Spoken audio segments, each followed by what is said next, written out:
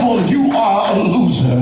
Just somebody say the enemy's a loser, man. The enemy's a loser. He was walking back and forth, and while he was walking, the devil knew, God knew what was on his mind. He knew what was going on, so watch what he does.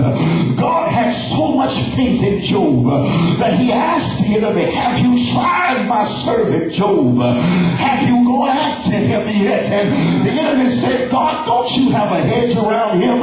What that tell you? That means he knew God was already looking after him. Amen. But God said, go down there and try him, man. See what you can get out of him. The enemy said, I promise you, if you just take the hedge from around him, just take the circle from around him, take the halo off his head for a minute, I guarantee you, he'll curse you and he'll want to die. Somebody say, preach, pastor. Preach, pastor. So God tells the devil, go ahead, fool, touch everything around him, but don't you put one hand on the man himself. Why? Because his happiness is not contingent upon his joy. Because happiness has everything to do with what's going on around you. Can I preach for a minute? Preach that. Somebody go out and cheat on you, you feel sad. If you don't get your paycheck, you feel sad. Why? Because if you get it, you're happy. Happiness has to do with your circumstances, but joy has to do with what's on the inside. And what's on the inside of this circle is a man filled with joy. I wish I had some people in here that was filled with joy. Yes. Understood, you can take my house from me, but I'm still going to praise God. Yes. You can talk about me like I'm a dog, but I'm still going to praise God. You can act like you love me and don't love me, but I'm still going to give God glory. Somebody say, preach now. Preach that. The devil thought that Job was going to curse God and die. So what does he do? He begins to touch his money. Amen. Somebody's money in here is funny right now. And you wondering how you won't make it to next week. He begins to touch your children. And he wants them to start acting crazy. And you wondering, well, we need some therapy. Amen. He's beginning to touch your relationship. Does he still love me? Does she still want me? He's beginning to touch your boss man on your job. And what he's saying to your boss man is, make it hard for him because I want him to quit. Amen. But what the boss man don't know and what the woman and man don't know is that I'm not happy because the devil is touching my stuff, and I'm not happy simply off of stuff, but I've got joy outside of my circumstances. Somebody say, preach that. Preach that. I'm trying to do this thing. Somebody in here, the devil began to touch his stuff and began to touch his family, and he lost everything he had. He lost everything he worked for. Amen. He lost his children.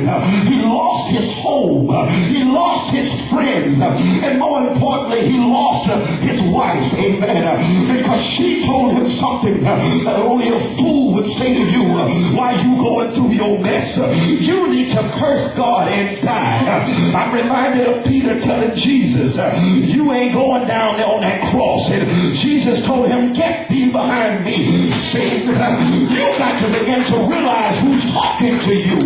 Sometimes when people are in your circle, they ain't in your circle, they're around your circle. And their only job is to get you to step out of what you in. But can I talk to y'all for a second? Stay in the circle, man. God's elevated you to the winner's circle. And he's trying to teach you how to handle what you can't handle. Touch the devil and say, God, touch your neighbor and say, God gave me what I got. God made me who I am. That's why I ain't worried. Because if he gave it to me and he let you take it away, that means he's got something else he wants to put in my life. Somebody say, come on, keep praising. Come on, keep praising. He wants to put something else in your life. He wants to put something better. Don't worry about it. Eventually, we're going to get to the end of the story. Amen. But I want to stop right here where the devil said to him, the devil said, I'm going to take everything he's got. And again, just look at Job. As we look at him, we see a man that we can relate to. We see a man that we can look at and say, I've been there before. Didn't know how I was going to make it. Didn't know whether the job was going to last. Didn't know whether mama loved me or not. Didn't know whether daddy was going to pray me through this. Didn't know whether friends were going to leave me or forsake me. We've been there before. But somebody says it ain't fair, God. Why would you allow the enemy to come in and mess with me like that? Touch your neighbor and encourage him and say, neighbor, God allowed it. God allowed it. He trusts you. Amen. Because he trusts He trusts you to stand firm Yes. on the word he gave you. Look at what God called Job before he ever went through trouble. God said, have you tried my servant Job? Because he's blameless and upright. Look at how much God trusted him. It don't matter what you throw at him. It don't matter what he goes through.